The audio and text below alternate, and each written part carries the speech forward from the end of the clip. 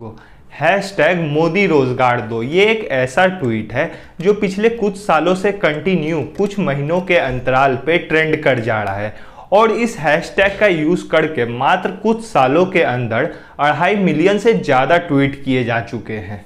और इसीलिए आज के इस वीडियो में हम ये समझने की कोशिश करेंगे कि आखिर ऐसे कौन से मेजर रीजंस हैं जिस वजह से इंडिया में इतना ज़्यादा अनएम्प्लॉयमेंट है।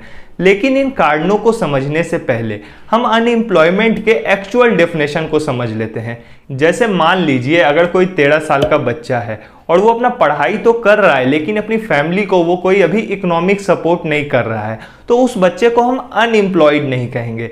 या फिर मान लीजिए अगर कोई 65 साल का इंसान है और उसके पास ना तो कोई अपना जॉब है और ना ही कोई बिजनेस है, तो उस इंसान को भी हम अनएम्प्लॉयड नहीं कहेंगे।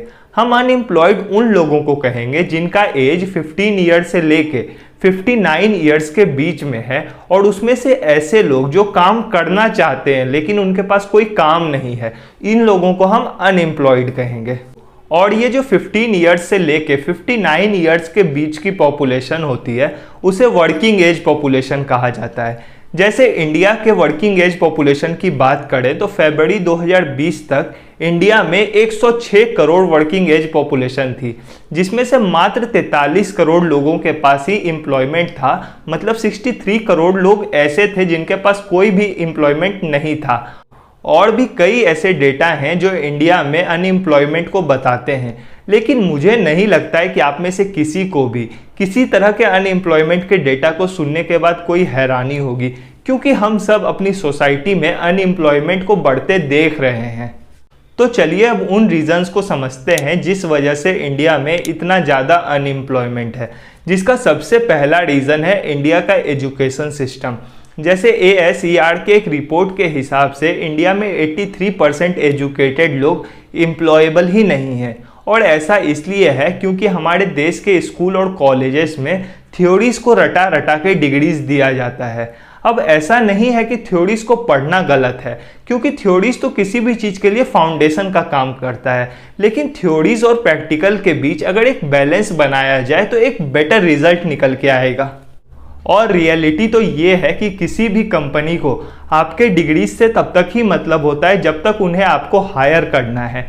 कंपनीज को एक्चुअल में मतलब होता है कि आप अपने स्किल्स की मदद से कंपनी का क्या फ़ायदा करवा सकते हैं। जैसे अगर कोई कंपनी आपको 1000 रुपये दे रही है तो कंपनी चाहती है कि आप इस 1000 का 3000 बना के दिखाएं, तभी आपका जॉब सस्टेन कर पाएगा। लेकिन आज हमारे देश की रियलिटी तो ये है कि 60% से ज़्यादा ग्रेजुएट इंजीनियर्स अपना रेज्यूमे जैसी बेसिक चीज़ भी नहीं बना पाते हैं। और गवर्नमेंट भी देश में स्किल्ड वर्किंग पॉपुलेशन को बढ़ाना चाहती है, जिसके लिए गवर्नमेंट ने कई स्टेप्स लेने स्टार्ट किए हैं, जिसमें से एक है स्किल डेवलपमेंट मिशन। और ये बहुत ही ज़्यादा ज़रूरी है, क्योंकि अगर हमें इंडिया से अनएम्प्लॉयमेंट को हटाना है तो थ्योरेटिकल नॉलेज के साथ साथ प्रैक्टिकल नॉलेज का एक बैलेंस बना के देश को एक स्किल्ड वर्किंग पॉपुलेशन बनाना होगा। और देश में अनएम्प्लॉयमेंट के पीछे के दूसरे कारण के बारे में बात करें तो जहां एक तरफ इंडिया एक एग्रीकल्चरल इकोनॉमी है और इंडिया की लगभग 58% पॉपुलेशन एग्रीकल्चर पे ही डिपेंडेंट है, लेकिन साल के कुछ महीने ऐसे होते हैं जहां फार्मर्स के पास कोई काम नहीं होता है और इंडिया की एक मेजर वर्किंग एज पॉपुलेशन साल के कुछ महीनों के लिए अनएम्प्लॉयड हो जाती है। और अब अगले रीज़न के बारे में बात करें तो वो है इंडिया का स्लो डेवलपमेंट। जहां एक तरफ इंडिया एक डेवलपिंग कंट्री है और इंडिया का विकास बहुत धीरे धीरे हो रहा है, लेकिन इंडिया का पॉपुलेशन बहुत तेज़ी से बढ़ रहा है। और एक्सपर्ट्स बताते हैं कि 2024 तक इंडिया पॉपुलेशन के मामले में चाइना को भी पीछे छोड़ देगा और 21वीं सदी का सबसे ज़्यादा पॉपुलस कंट्री इंडिया रहेगा। और इस हाई पॉपुलेशन के साथ अगर देश का डेवलपमेंट मैच नहीं कर रहा है या फिर फ्यूचर में भी नहीं कर पाता है तो ये तो असंभव है कि देश के इतने बड़े वर्किंग एज पॉपुलेशन को रोजगार दिया जा सके। और अब अगला कारण बताने से पहले मैं आपसे पूछता हूँ, आपको क्या लगता है कि किसकी सरकार के वजह से देश में अनएम्प्लॉयमेंट बढ़ा है? तो कमेंट्स में ज़रूर बताइएगा। हो सकता है आप में से कई लोगों ने लिखा होगा कि कांग्रेस की सरकार के वजह से देश में अनएम्प्लॉयमेंट की स्थिति आज ये है, या फिर कुछ लोगों ने लिखा होगा कि बीजेपी की सरकार के वजह से देश में आज इतना ज़्यादा अनएम्प्लॉयमेंट है।